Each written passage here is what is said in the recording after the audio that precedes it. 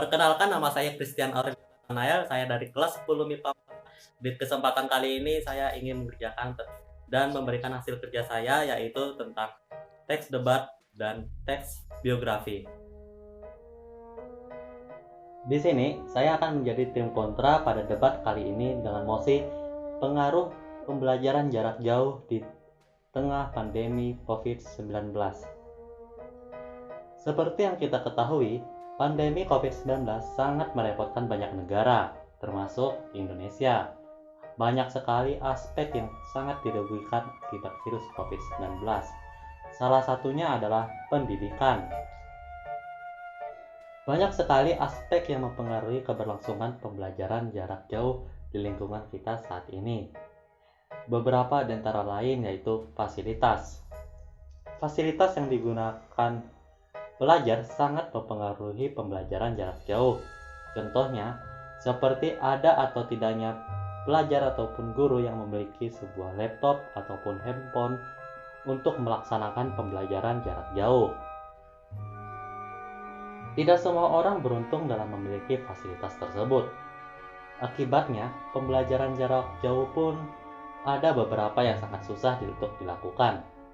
Terutama jika pembelajaran jarak jauh yang dilakukan berada di daerah pedalaman yang bahkan belum tentu ada listrik ataupun koneksi internet yang memadai.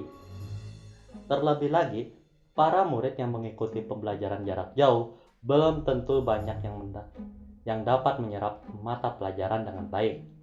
Akibat adanya kekurangan komunikasi antara siswa dan guru, hal ini akan membuat para pelajar bahkan tidak mengenali lingkungan sekolahnya. Selain daripada itu, dukungan orang tua juga sangat mempengaruhi kesuksesan pembelajaran jarak jauh. Tidak semua hal pasti berjalan mulus. Ada banyak orang tua yang tidak peduli terhadap anaknya selama pembelajaran jarak jauh dilaksanakan. Orang tua bahkan tidak tahu kalau anaknya tidak mengikuti pertemuan Zoom ataupun Meet yang dilaksanakan sekolah, dan juga tentang anaknya yang tidak mengumpulkan tugas kepada guru. Hal ini tentu saja membuat pihak sekolah kesusahan untuk mendapatkan data tentang kemampuan pelajar tersebut. Apalagi jika murid pelajar tersebut juga sama sekali tidak memiliki kesadaran diri dan tidak peduli tentang masa depannya.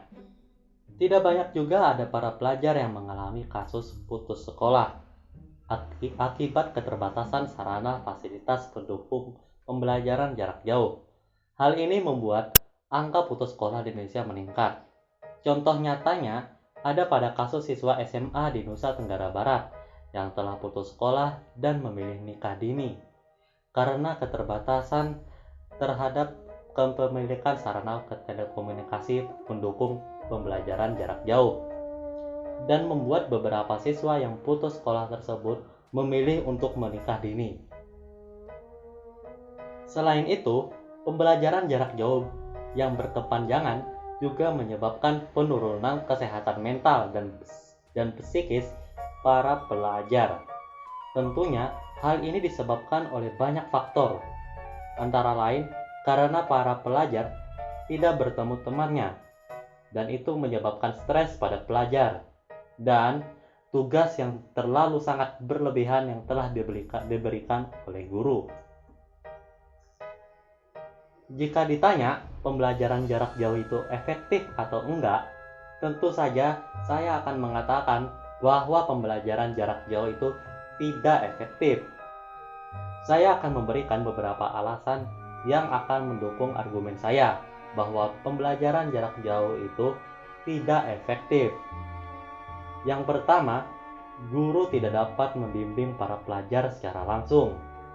Karena pandemi ini, para guru dan siswa sudah jelas tidak dapat tatap muka secara langsung. Karena pandemi ini, hal itu juga menyebabkan banyak para pelajar yang tidak serius saat dilakukan pembelajaran jarak jauh.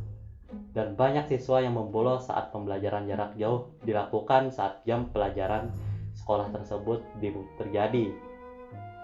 Dan yang kedua, aktivitas para guru yang hanya memberikan tugas tanpa dijelasi materi apa yang dibahas.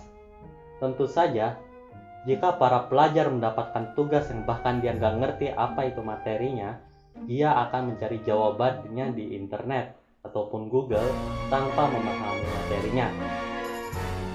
Dan buruknya adalah akan terjadi tertanamnya mindset nilai itu lebih penting daripada paham materi di antara para pelajar. Ibu merupakan sosok penting dalam hidup kita, karena hanya dialah yang dapat menerima baik dan buruknya anaknya dengan tulus ikhlas dan sabar. Jika bicara tentang sosok ibu, maka topik pembicaraan tersebut tidak akan ada habisnya. Ibu saya bernama Oksanevia. Beliau lahir di Kalimantan Barat tanggal 20 Oktober tahun 1980. Sejak kecil hingga SMA, ibu tinggal di Kalimantan Barat dan mengenyam pendidikan di sana. Setelah lulus SMA, ibu memutuskan untuk mengenyam pendidikan di luar daerah, tepatnya di Surabaya, dan dari situlah beliau bertemu dengan seorang pria dan akhirnya jatuh cinta. Hingga pada tahun 2005, keduanya pun menikah dan mereka melakukan pernikahan di kampung halaman ibu saya, yaitu Kalimantan Barat. Lalu beliau melahirkan anak pertamanya yang bernama Christian Aurelio Nathanael pada tahun 2006 di Kalimantan Barat, dan anak kedua pada tahun 2008 yang bernama Glenn Parele Kiara di Kalimantan Barat juga. Setelah itu, beliau memutuskan untuk pergi ke Surabaya lagi untuk melakukan pekerjaan. Beliau merupakan sosok yang sangat hebat karena dia sangat sabar dalam mengurus kedua anaknya dan dia dapat melaksanakan pekerjaannya dengan tekun secara bersamaan. Hingga pada suatu hari, kami pindah dan pergi menetap di Palangkaraya. Meskipun beliau kehilangan pekerjaan lamanya, beliau tetap tegar dan tekun. Beliau menjadi ibu rumah tangga yang sangat baik dan itu memberikan motivasi kepada kedua anaknya. Dan akhirnya setelah sekian lama, beliau mendapatkan pekerjaan baru yang lebih baik daripada sebelumnya. Ibu yang selalu kubanggakan, ibu yang selalu baik, bisa membuat anak-anaknya bahagia, dan demi kebahagiaan keluarga, ibu yang tidak pernah malas-malasan. Ibu merupakan pahlawan super nyataku dalam kehidupan.